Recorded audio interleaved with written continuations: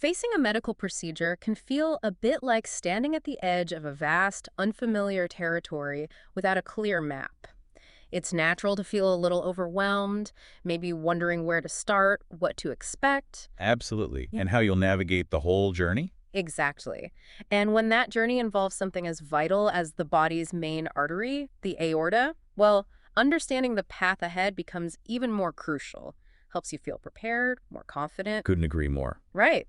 So if you're looking to understand endovascular abdominal aortic aneurysm repair, that's quite a mouthful. It is. This deep dive is designed to be your guide.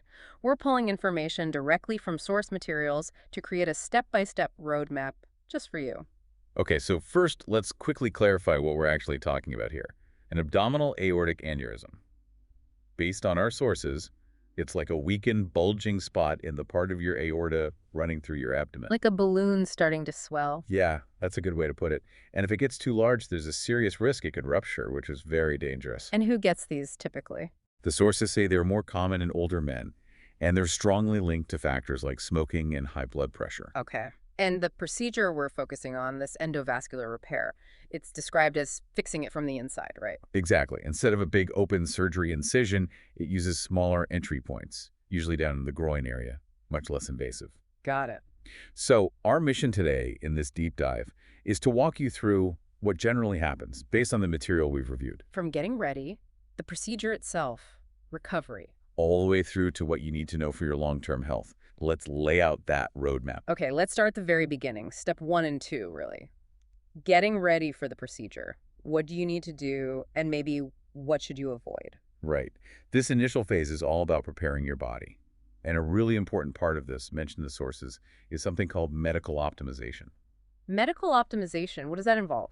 It basically means making sure any other health conditions you have, say heart issues or diabetes, are as stable and well managed as possible before the repair happens, getting you in the best shape for the procedure. Okay, that makes sense. And medications play a role here too. Oh, definitely. A key piece of this prep involves medication. The sources highlight that you'll likely be started on dual antiplatelet therapy. Dual antiplatelet therapy sounds technical. It does, but it often just means taking two specific medicines that help stop blood clots from forming. The common combo mentioned is aspirin and another drug, often clopidogrel. Clopidogrel. Are there others? Yes, the sources mention alternatives like prasugrel or ticagrelor could be used instead of clopidogrel. And when do you start these? This is critical, and the sources emphasize it. This dual therapy is usually started before the procedure even happens. Beforehand, okay. And you'll need to continue taking it afterward too, sometimes for a specific period, sometimes maybe indefinitely. Now, if you happen to already be on a different kind of blood thinner, like an anticoagulant, the approach might be slightly different, maybe dual therapy, using just aspirin alongside your existing medication. Your team will figure out the specifics. But this medication prep is vital for helping prevent clots inside the new graft they put in. Right. Keeps everything flowing smoothly. What about other preparations, general surgical stuff? Yeah, the sources touch on some general things, like preparing the skin where they'll make the access points, often cleaning it with special solutions. Chlorhexidine is mentioned. Okay. And managing your overall health status is important too. For instance, they specifically call out controlling blood sugar levels if you have diabetes. Ah, why is that? Well, the goal mentioned is aiming for a level below 180 milligrams per deciliter. They say this is important for cutting down the risk of infection. Infection risk, right. Makes sense for any vascular procedure. Exactly. And keeping your body temperature stable during the process is also part of this standard surgical prep. Now, what about things patients need to specifically avoid beforehand? Besides following the medication plan, obviously. That's a good question. The sources we reviewed don't actually list a long, specific, don't do this list for patients themselves, beyond, as you said, following those medication instructions precisely. So no special diet weeks before or anything like that? Not mentioned in these sources. Any really specific restrictions, like exactly when you need to stop eating or drinking before the anesthesia, that will be clearly communicated to you by your own medical team. They'll give you those tailored instructions based on your situation and the timing. Okay, good to know. So you're prepped, you're ready. Moving along our roadmap, step 3 is arriving at the hospital and getting settled in. What happens on admission day? Right, so when you check in for the procedure, You can generally expect the standard hospital admission routine for surgery. Getting checked in, paperwork. Yeah, and then you'll get connected to monitoring equipment. Things that keep a constant eye on your heart rate, your blood pressure, oxygen levels, the usual vital signs. Standard procedure.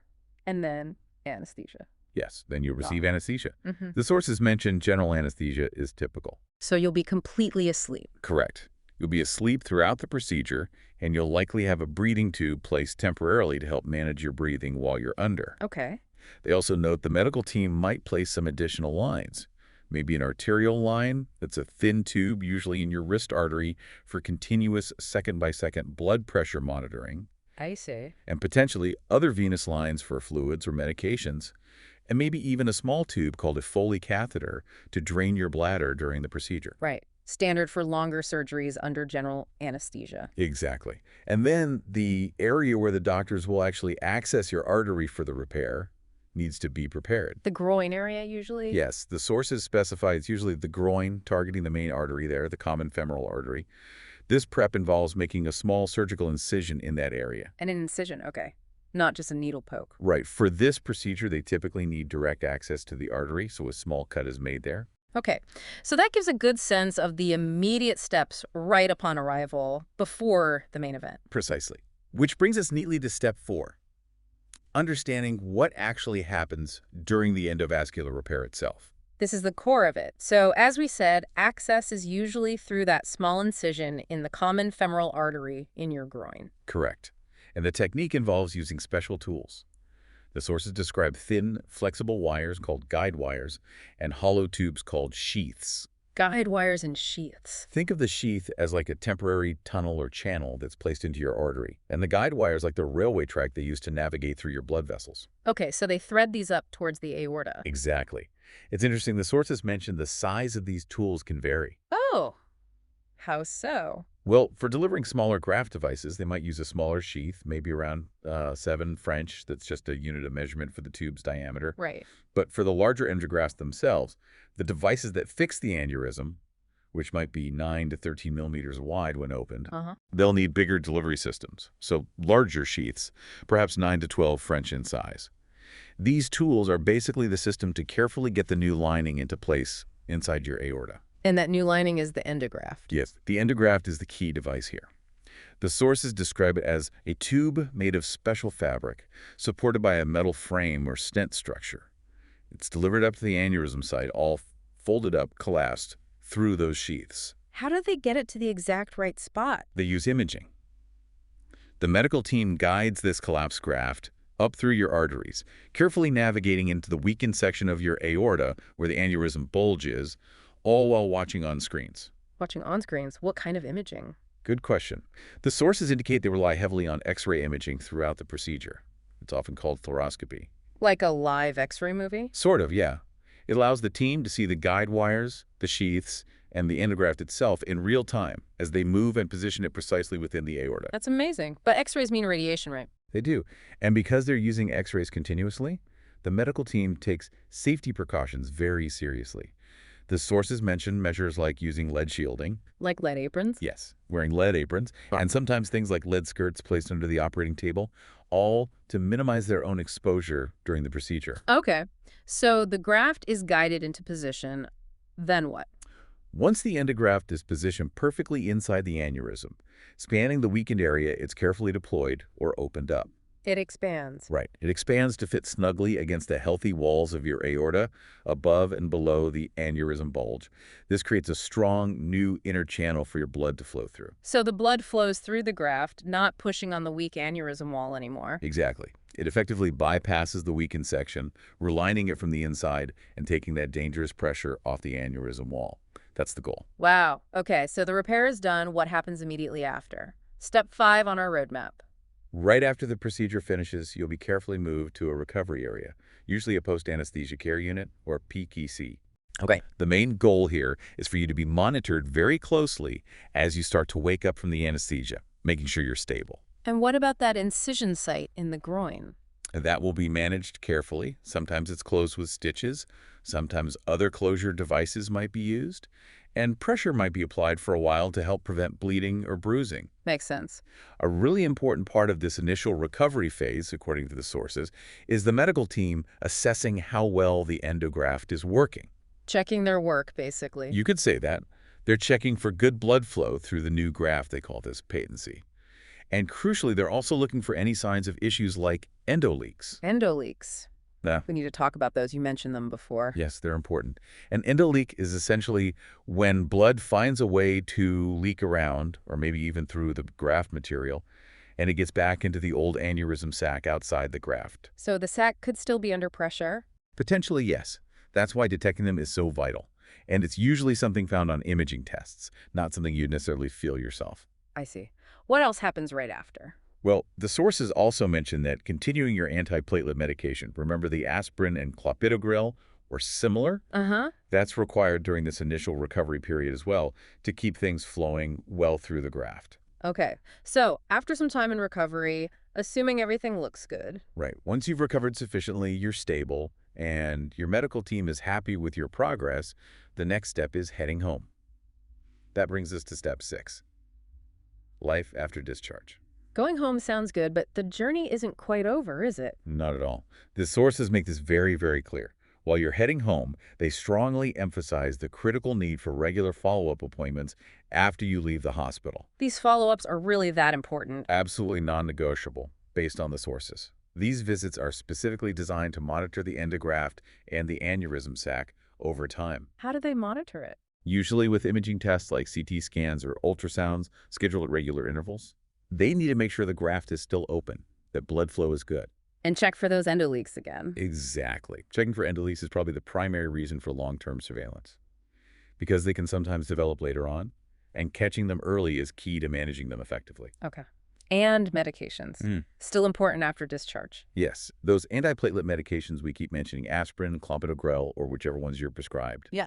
The sources underline that continuing to take them exactly as prescribed after you go home is crucial. Helps keep the graft working well. Yes. Helps maintain the graft's function, helps prevent clots from forming inside it.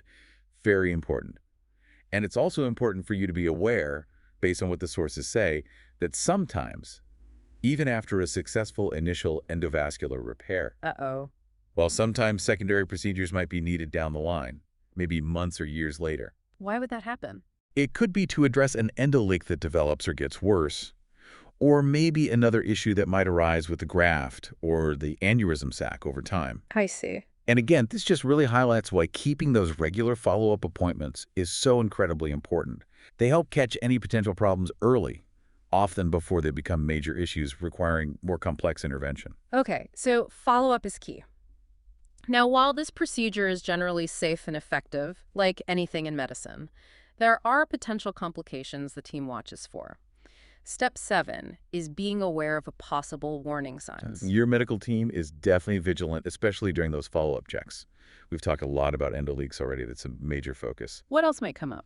Well, the sources list some other potential complications. One they mention is something called a pseudoaneurysm. Pseudo, like false. Exactly. It's not a true aneurysm like the one in your aorta, but it's like a contained leak or bulge that can form, and sometimes it happens right at the access site in the groin where the catheters went in. Oh, at the incision site. Potentially, yes. The sources note this can be a relatively frequent complication after any procedure that involves putting catheters into arteries. Is that serious? It needs to be managed. The sources do mention ways to treat them, sometimes with simpler methods like ultrasound-guided injections to help it clot, or even just applying compression to the area for a period. Okay. Any other complications mentioned? Less commonly, they mention the possibility of infection involving the graft itself. That's serious if it happens. And very rarely, more severe issues like a blowout, which sounds like what it is, or something called a fistula, which is an abnormal connection forming between blood vessels or maybe a vessel and an organ. Those sound quite serious. They are, but thankfully less common. The key takeaway for you, the patient, really circles back to follow-up. Because the doctors are looking for these things. Precisely. The sources make it clear that those regular checks and imaging scans are the primary way the medical team identifies potential issues like endoleaks or even those pseudoaneurysms. While the sources list these complications, they don't always provide specific warning signs that you would necessarily notice for all of them, apart from maybe issues at the access site. So, what should someone look out for then? It's always wise to pay attention to your body. If you notice anything unusual at the groin access site, like significant new swelling, redness, increasing pain, or any drainage, definitely call your doctor. Or if you develop a fever or just feel generally unwell in a way that concerns you after the procedure. Better safe than sorry. Absolutely. Always reach out to your medical team with any concerns, but the scheduled follow-up is designed to catch many potential issues systematically. Okay. That brings us to the final steps on our roadmap, steps 8 and 9. This is about looking after your overall vascular health for the long haul, preventing recurrence, long-term management. Yes, and this is a really important point to grasp. The endovascular repair did a great job fixing that specific dangerous bulge, the aneurysm, in your aorta by relining that section. All right. Problem solved. Well, like the immediate problem, yes, but the underlying condition that often caused the aneurysm in the first place, that's usually still there. What's that underlying condition? Generally, it's arterial disease, sometimes called atherosclerosis or hardening of the arteries. It's a process that can affect arteries throughout your body, not just in that one spot in the aorta. Ah, so fixing the aneurysm doesn't fix the whole system. Exactly. And the sources discuss managing this broader arterial disease, often with medications you might already be familiar with or might be started on. Like what? Things like statins, which help manage cholesterol levels, and those antiplatelet medications, again, the aspirin, the clopidogrel. So those meds do more than just protect the graft? Yes, they're discussed in the sources in the broader context of managing risk factors for arterial disease overall. While one source noted that specific data on statins and aspirin dramatically slowing down aneurysm growth might be less clear-cut, these medications are absolutely standard, cornerstone therapies for managing overall vascular health. What does that mean, managing vascular health? It means reducing the risk of related problems like heart attacks or strokes, which are also often caused by atherosclerosis affecting arteries elsewhere, like in the heart or brain. I see. So it's about the bigger picture. Definitely. And long-term attention to your arterial health also involves understanding if you have or are at risk for other related conditions. A common one is peripheral arterial disease, or PAD. PAD, what's that? It's basically the same underlying process, atherosclerosis, but affecting the arteries that supply blood to your limbs, most commonly your legs. How would you know if you have that? The sources describe common symptoms. The classic one is discomfort, cramping, or pain in your leg muscles, often the calves when you're walking or active. Pain with activity. Yes, and it typically gets better quickly when you stop and rest. That pattern is often called claudication. Claudication. Okay. And doctors can diagnose PAD pretty easily, often using a simple, painless measurement called the ankle brachial index, or ABI. It just compares the blood pressure readings in your ankle to those in your arm. So the aneurysm repairs didn't fix PAD if someone has it. No, it wouldn't directly treat PAD in the legs. Right.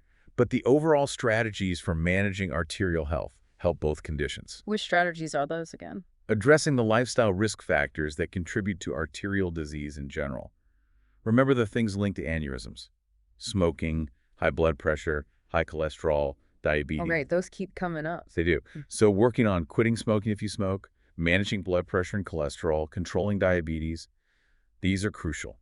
And consistently taking your prescribed medications, like the statins and antiplatelets, these are the general strategies highlighted in the sources for managing your overall arterial health long-term. So it's about protecting the whole network of arteries. Exactly. Treating the whole system, not just focusing on the one spot that was repaired. It's an ongoing process. So there we have it. That's our roadmap for endovascular abdominal aortic aneurysm repair. We've covered the journey, really from the preparation. Right, getting ready, medical optimization, medications. Through what happens on admission, understanding the procedure itself with the guide wires and the graft. The immediate recovery phase. Yeah. Checking for patency and endoleaks. Then heading home with that really critical need for ongoing follow-up. Absolutely crucial. Being aware of potential complications, and finally, focusing on that long-term picture of managing your overall vascular health. And based on the information drawn directly from the source materials we reviewed, we really aim to provide you with a clearer picture, that roadmap we promised, to help you feel more informed about this procedure and all the steps involved. Remember, this information is really here to empower you with knowledge.